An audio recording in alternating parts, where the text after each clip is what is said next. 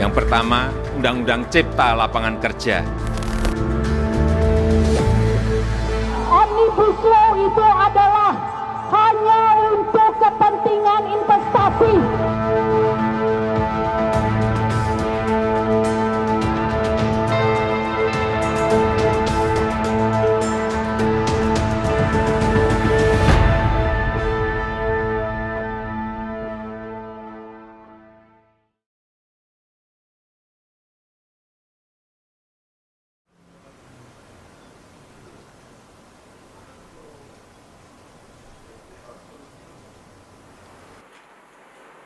Saya Muhammad Irwiana, usia 33 tahun, terus pekerjaan sekarang editor buku. Ini lagi menyunting disertasi jadi buku referensi. Sebagai editor buku, Muhammad Irwiana yang akrab dipanggil Bayu ini kini lebih banyak bekerja dari rumahnya. Namun sebelumnya, Bayu adalah seorang pekerja kontrak di sebuah kedutaan besar asing di Jakarta. Ya, sebelumnya saya bekerja di salah satu kedutaan. Tugas saya atau posisi saya sebagai sosial media asisten. Tugas saya membuat foto dan video untuk kegiatan di kedutaan. Dari mulai pertemuan mereka, kegiatan budaya sampai ke meeting-meeting duta besarnya.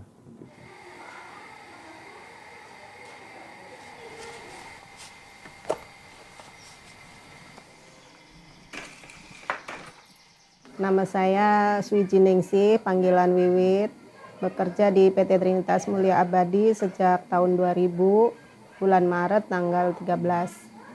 Dan udah 20 tahun kita kerja di PT Trinitas Mulia Abadi.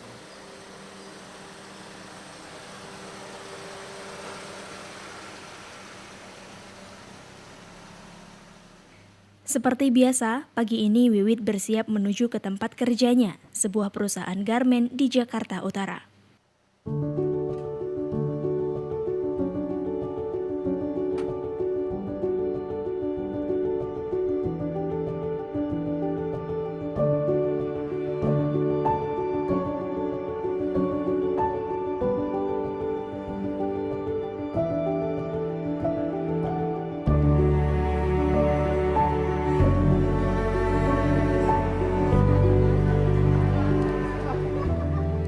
Setiba di perusahaan, Wiwit tak bisa masuk ke tempat kerja.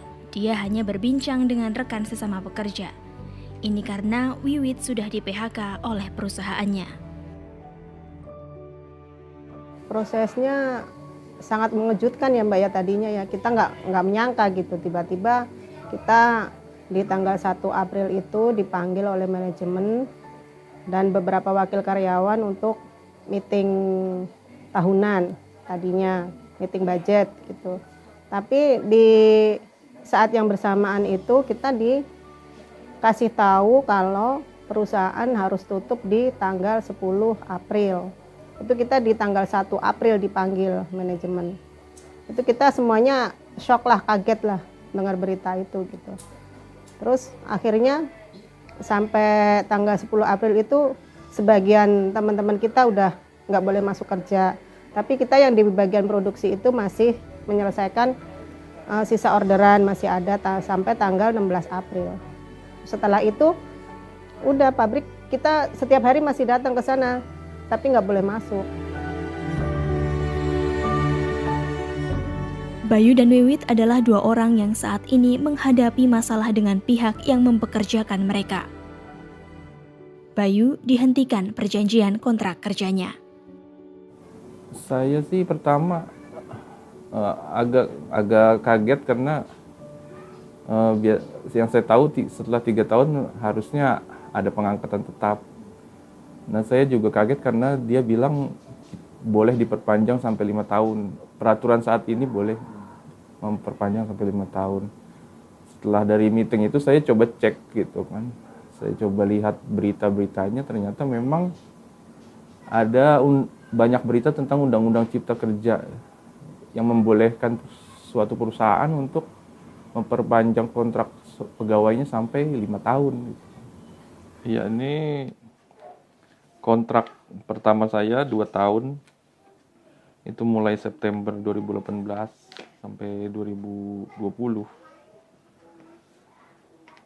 Kemudian setelah kontrak ini habis, ini dilanjutkan nih 1 tahun lagi. Kontrak dari September 2020 sampai September 2021. Nah ini kan udah 2 tahun, 1 tahun, seharusnya habis ini jadi pegawai tetap. Tapi ternyata ditawarkan lagi kontrak 1 tahun. Jadi kontrak 4 tahun kalau diambil gitu.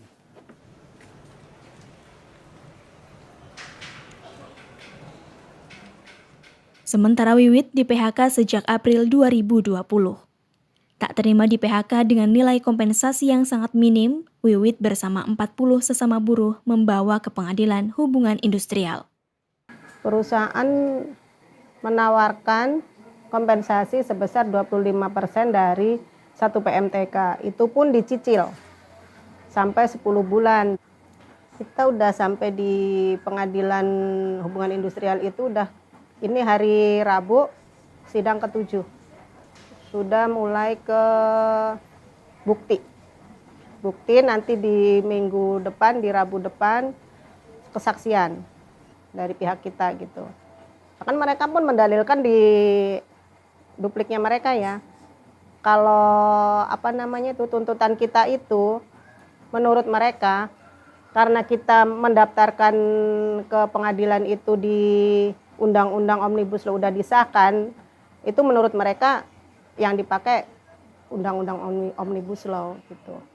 Padahal kita kan berproses dari sebelum undang-undang disahkan.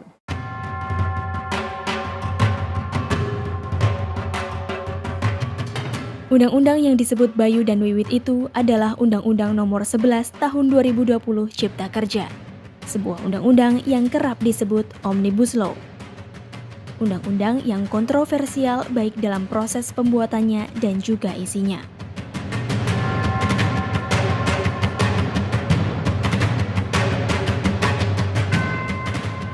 Demi Allah, saya bersumpah akan memenuhi kewajiban Presiden Republik Indonesia. Proses pembuatan Undang-Undang Omnibus Law dimulai saat Presiden Joko Widodo dilantik kembali menjadi Presiden 20 Oktober 2019. Pemerintah akan mengajak DPR untuk menerbitkan 2 undang-undang besar. Yang pertama, Undang-Undang Cipta Lapangan Kerja. Yang kedua, Undang-Undang Pemberdayaan UMKM. Masing-masing undang-undang tersebut akan menjadi Omnibus Law, yaitu satu undang-undang yang sekaligus merevisi beberapa undang-undang, bahkan puluhan undang-undang. Berbeda dengan pembuatan undang-undang lainnya, pembahasan Omnibus Law Cipta Kerja di DPR berlangsung cepat, kurang dari 8 bulan. Padahal isinya sangat rumit karena merangkum banyak sektor.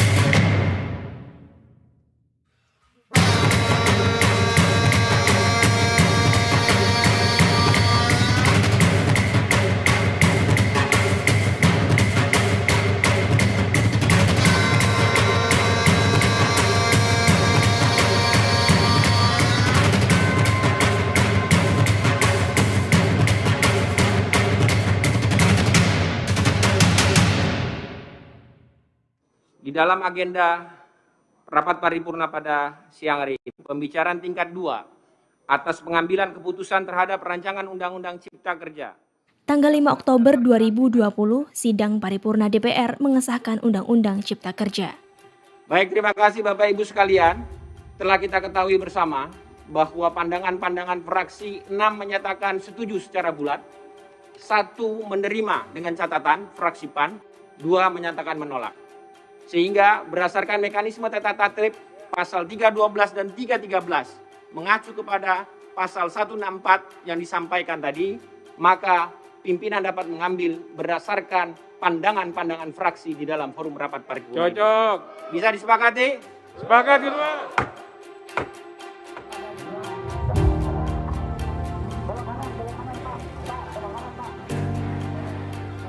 Berbagai elemen masyarakat pun menentang Undang-Undang Cipta Kerja ini, termasuk kalangan buruh.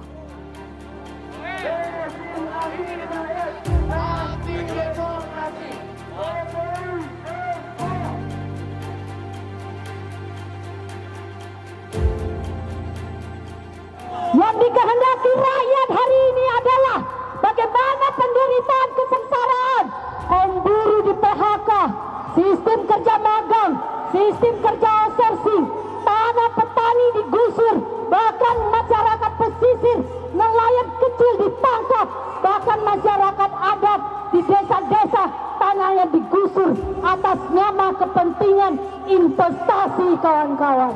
Jelas, Omnibus Law itu adalah hanya untuk kepentingan investasi, bukan kepentingan rakyat dan bangsa Indonesia, kawan-kawan.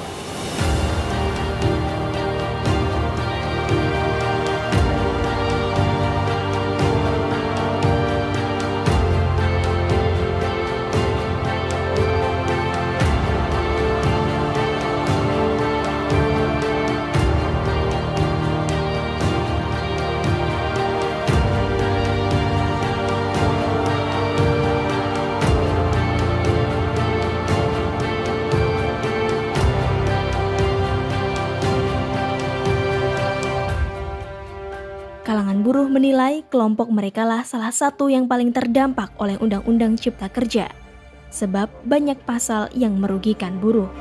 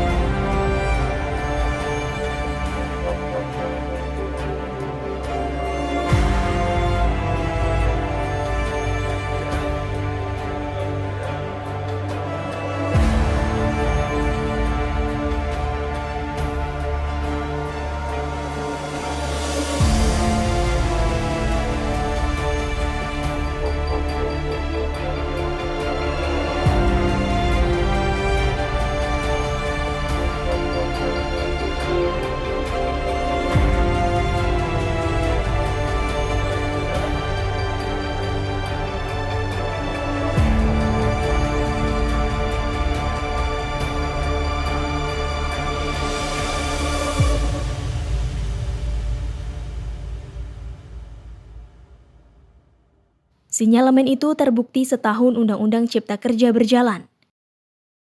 Pekerja kontrak seperti Bayu dan buruh seperti Wiwit menjadi korban.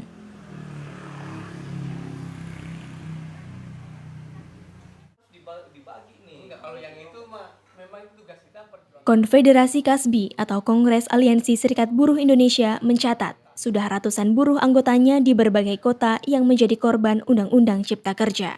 Bukan aji mumpung, memang itu sistem yang diciptakan ya, sengaja diciptakan, jadi untuk mempermulus jalannya gitu, supaya perusahaan-perusahaan berdiri dengan sistem ketenagakerjaan yang fleksibel tadi, yang longgar, jadi yang menguntungkan perusahaan, jadi mengeluarkan kos yang kecil untuk kaum buruh gitu.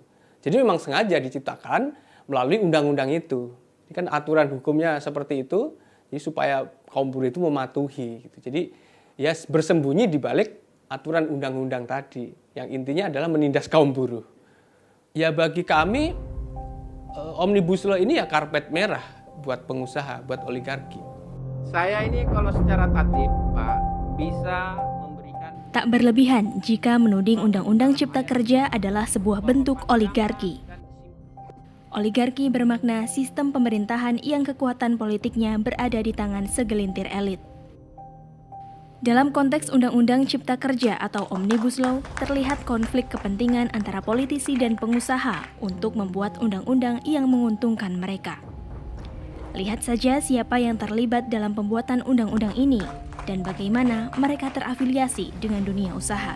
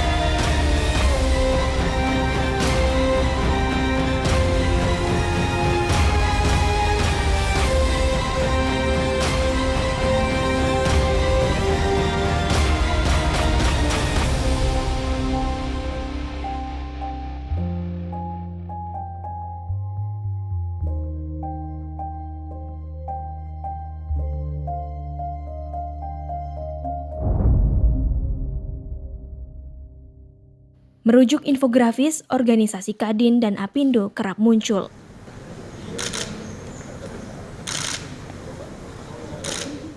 Kadin adalah Kamar Dagang Indonesia dan Apindo Asosiasi Pengusaha Indonesia.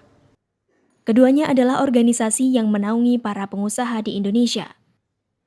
Rupanya, Kadin, Apindo, dan pelaku usahalah yang berperan besar atas munculnya pasal-pasal ketenagakerjaan dalam Undang-Undang Cipta Kerja. Siang hari ini saya minta masukan, tapi nggak usah banyak-banyak lah. Kira-kira yang konkret 1, 2, 3 itu apa sih yang harus kita kerjakan setelah nanti MK rampung ini biar saya bisa kerja. Apa yang diinginkan pengusaha, jangan banyak-banyak, 3 aja apa. Dah yang mau, Pak kerjain ini Pak, Pak kerjain ini, Pak kerjain ini, stop. Nggak usah banyak-banyak, nanti malah kebanyakan. Kan awal-awalnya ini yang waktu itu, jadi kan Apindo, Kadin, atau para pelaku usaha ini kan ceritanya kan curhat kepada Presiden Jokowi. Sebelumnya dia curhatnya ke Kementerian, Menteri Tenaga Kerja. Jadi keluh kesah tentang upah yang dianggap tinggi, upah di Indonesia terlalu tinggi. Terus bisa berubah-ubah gitu, tergantung situasi politiknya, katanya begitu. Terus pesangon buruh itu dinilai terlalu besar dan itu sangat memberatkan para pelaku usaha. Gitu. Terus sistem kerjanya itu juga nggak fleksibel. Jadi pengennya pengusaha-pengusaha itu kerjanya fleksibel. Itu kan curhatan itu kan disampaikan kepada Presiden Jokowi. Lalu kemudian ditindaklanjuti. kemarin saya telah mendapatkan masukan-masukan yang banyak dari Pak IPMI maupun Kadin, dan hari ini saya ingin juga mendapatkan masukan dari Apindo, dari Ipindo, 1-2 tapi keras, blek gitu loh. Apa Pak ini dihapus saja Pak, hapus ya, misalnya, tapi betul-betul memberikan tendangan sehingga efek ekonominya muncul. Nah pada saat itu yang muncul adalah usulan revisi Undang-Undang 13 atau Undang-Undang Ketenagakerjaan tahun 2019 itu bertepatan waktu itu hampir berbarengan dengan beberapa revisi undang-undang, ada Undang-Undang KPK, RKUHP dan lain-lain. Dan dari penolakan kawan-kawan terhadap rencana revisi Undang-Undang 13 ini berhasil menunda sebenarnya, atau tidak jadi kan direvisi dari keluh kesah tadi. Tapi kan habis itu pelantikan pemerintahan baru Pak Jokowi di periode kedua itu kan bulan Oktober tanggal 20 waktu itu. Dalam pidatonya itu kan menyampaikan soal rencana atau program penerapan Omnibus Law. Badan Legislasi dan Panja RUU Cipta Kerja. Yang terjadi kemudian, pasal-pasal ketenagakerjaan dalam Undang-Undang Cipta Kerja lebih banyak mengakomodasi kepentingan pengusaha. Alhasil, Undang-Undang Cipta Kerja dan banyak undang-undang lainnya lebih banyak menguntungkan kelompok lingkaran penguasa yang didukung politisi dan pengusaha. Namun, Global Wealth Report tahun 2018 menyebut 1% penduduk ini justru menguasai 46,6% kekayaan nasional.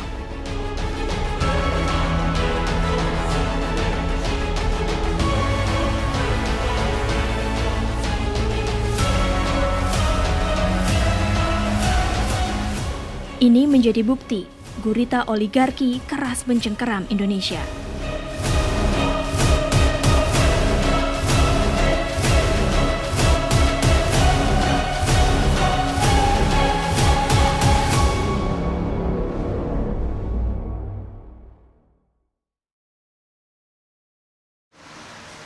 Reza Muhammad Ilham sudah beberapa bulan lalu lulus dari kuliahnya di sebuah universitas swasta di Jakarta.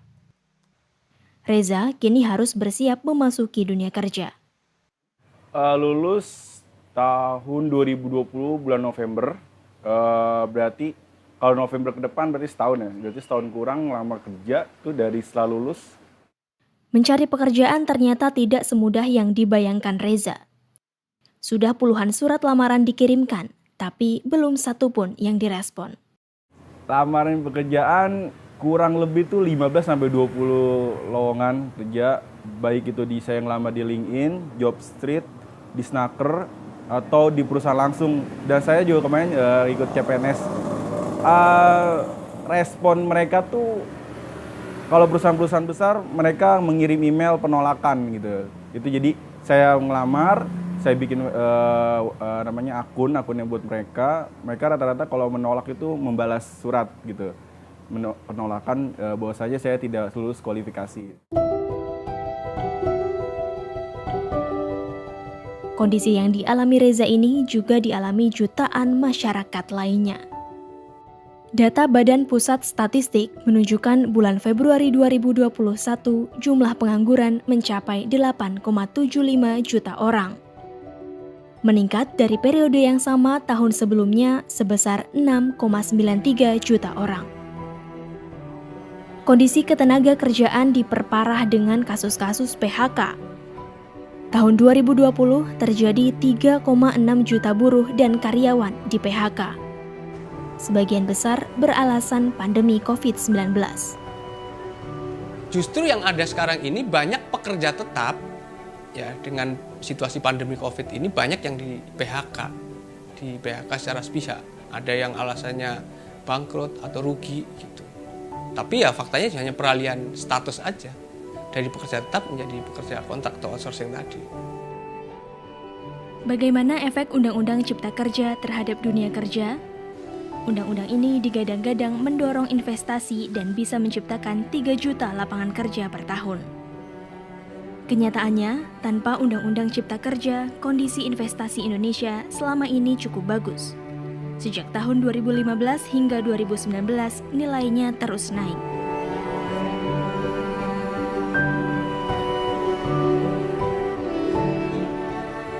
Namun sebaliknya, serapan tenaga kerja justru terus turun.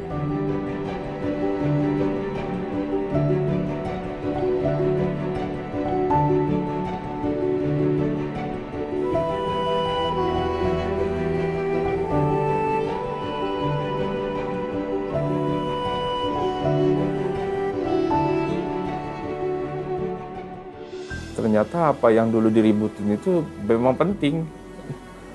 Saya sebenarnya agak nyesel juga, coba saya lebih coba cari cara gimana caranya supaya ada partisipasi lah gitu.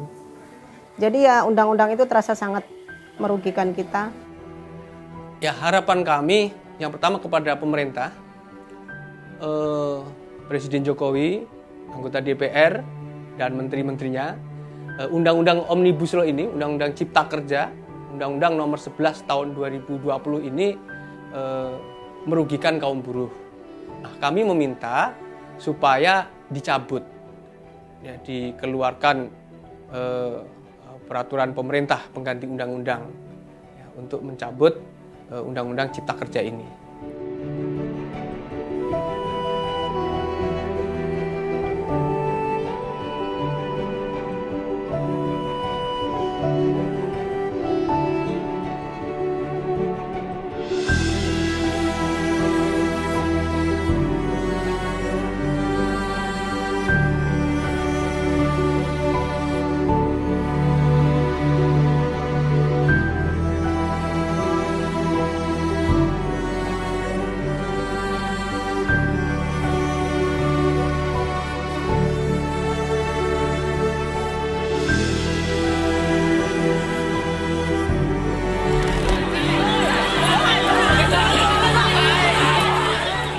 Sektor perburuhan bukan satu-satunya yang merasakan efek buruk berlakunya Undang-Undang Cipta Kerja. Perebutan ruang hidup marak terjadi atas nama Program Strategis Nasional.